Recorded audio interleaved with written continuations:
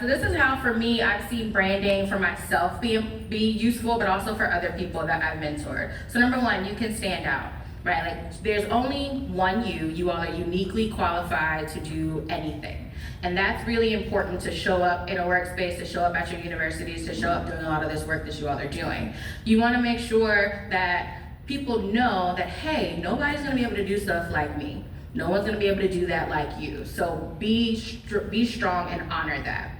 It also can help you land new opportunities, right? Like, a theme of being uniquely qualified to do things means, hey, your network can speak for you. They can advocate for you in rooms that you might not be in because they know who you are as a person. They know what you stand for. They know what your goals are. It also helps you connect with other people. Being really confident in your own brand helps other people be confident sharing their brand with you. It also helps you build better teams. Like, there might be things that I'm not good at, but I know that maybe Dr. Williams-Carter is better at. So hey, we're gonna be on a team because we're gonna work better together. So really getting a good understanding of how you show up helps you understand how other people show up.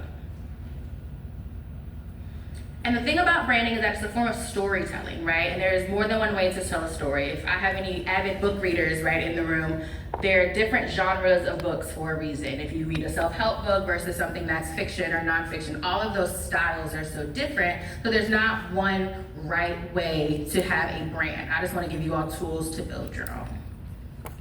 And it's more than just talking, right? Like, we have this verbal ways of communication. So that's like face-to-face conversations, interviews, for example, phone calls, Q&As, if you're on panels, that's ways of verbal communication. You have nonverbal, so your body language, hand gestures, like I talk with my hands. Facial expressions, I'm working on.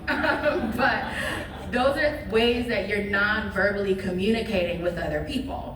Written communication, we're all scientists in the room, right? So we're writing a lot, whether you're writing lab reports or whether you're writing exams, whether you're doing publication, all of those things are forms of communication, and these are ways that your brand can kind of stick out.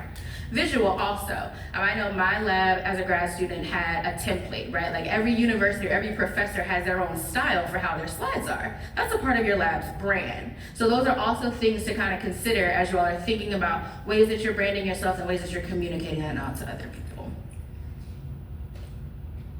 So I'm going to kind of talk through some communication styles. So I want you all to take a picture of this slide because we're going to use it.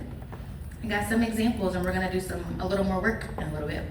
So I'll talk through some of these slides. So style number one is analytical. So, right, these people are focused on facts and data. These people are really logical, they're detail oriented, they're precise.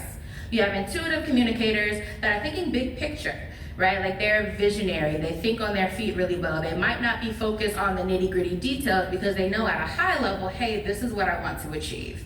You have functional communicators that are all about process and clarity. They're organized, very sequential in their process. And you also have personal communicators. These people are focused on relationship buildings. They might be more empathetic, emotionally aware, they value connections. Does that all make sense so far? Okay, cool. So the thing about communication styles, though, is that they're situational. My primary communication style is analytical. It's probably why I'm an analytical chemist. I value facts. I value making data-driven decisions in everything that I do. But what's been most impactful to my career is personal communication. The relationships that I've built, the networking that I've done, people that work say that's my superpower, right? Like, I'm not afraid to talk to an associate vice president at my job. I'm not afraid to talk to an executive director. I'm also not afraid to talk to people on the entry level, right? Like, those relationships that I've built have put me in really good positions to help me grow my own career. But the style I had to improve on in the context, especially of my job now, is intuitive. As grad students, we go really deep, right? Like, in one really niche thing. But when I came to industry, it was like, oh, okay, well, yes, I have to think deeply about certain things, but also at a high level, how are we getting this drug into the clinic? What is the overall strategy for how my deliverables meet somebody else's deliverables? How do we bring those things together to impact patients, right? So styles are situational, so being able to flex across different styles is really key. So I want you all to think about these things that I'm gonna call the core 5 for this presentation. So when we're thinking about communication in general, there are 5 things I want you all to always consider. You wanna be clear. So clarity is really important. You wanna say it simply, but you also wanna say it clearly. If you're telling somebody something and they're just not, their eyes are kind of glazed over, then like you're like, oh wait, maybe I need to adjust how I'm saying something or what I'm saying to help it land for other people. You also want to be aware of your audience. You want to know who you're talking to. How I explain my day job to my parents is not how I explain my day job to people at work. It's also not how I explain my day job to academics and also people that also work in other pharmaceutical industries. There's a certain language that we speak that at Merck that's different than the language at Pfizer or AbbVie or any of the other large pharmaceutical companies. And it's just different than if I was talking to someone that was at L'Oreal, right? Like you want to make sure that you know enough about what you're talking about so that you can tailor what you're saying to any audience. You also want to be intentional, speak with purpose. I stay in my lane at work, right? Like when I was a new hire, I was not gonna sit and talk about just to hear myself talk because I had no idea what was going on.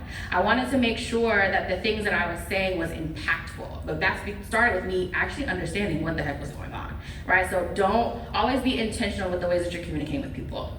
Tone and delivery is also really important. I'm a big tone person. Like person A could say something to me that's really aggressive, and person B could say the same thing but in a really nice tone. I'm gonna miss what person A said, right? Because how you say things to people also is really important. And for some folks, I'm sure a lot of folks wrote down respect as one of their values. That's also an extension of respect. That's how that value shows up in action. That's how it shows up for you with other people. That's how you talk to people. So definitely make sure you're thinking about your tone and your delivery. And then last thing, communication is two-way. Saying something is great, but are you listening to other people? Are you getting that feedback? Communication is not just me talking at you. You have to talk back at me so I can make sure this lands, right? So that's part of the reason why I'm an interactive speaker when I do things like this, because it is a two-way street.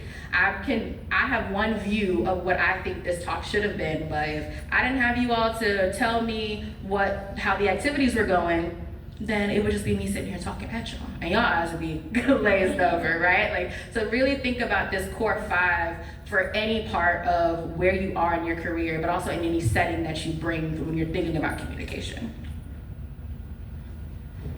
Okay, so we're gonna give some examples. I'm gonna talk about some examples of how storytelling has looked different for me specifically in these 3 big buckets. So as an undergrad, I was an undergraduate at Pitt. Oh, I should have said, both of my alma maters are in Charter 1 for the collaborative. I was at Ohio State in 2016 when the collaborative had first started. So the University of Pittsburgh and also Ohio State are in Charter 1. So Tara Meyer, who I think is the Pitt representative for the collaborative, was my undergrad advisor. And as an undergrad, I was doing presentations, I had a publication in undergrad, and I was really just talking to my classmates, right? Like as an undergrad, when it comes to science specifically, depending on your undergraduate trajectory, those are probably the 3 buckets that you're doing communication in. As a grad student, that broadens a little bit. I was doing seminars, I was writing a whole lot more. I have a patent application, I have a patent from graduate school, I was on social media a whole lot, but now we're talking about group meetings. You're talking to your advisor, you're talking to your classmates. So those are all ways to think about the core 5 of your audience. As a professional, I'm still doing seminars, I'm still doing publications, but now I'm talking to health agencies, and that type of communication looks very different than if I was talking to my manager or my supervisor.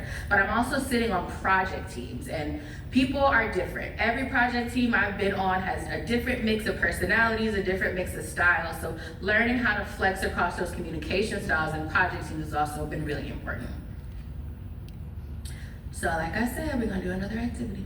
So it's good that you all are already in at tables. So what I want you all to do, I'll do 3 scenarios. I'll have an undergrad scenario, a grad scenario, and a professional scenario.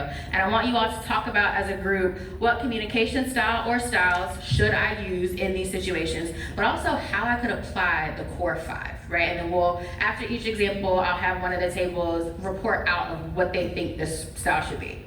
So here's an example from my undergrad. As a senior undergrad at Pitt, I had the opportunity to write about my data for a publication with my graduate student, Mike. So I want you all to talk in your small groups, what kind of communication style or styles would I need to apply for this, which is why I had to take a picture of that first slide.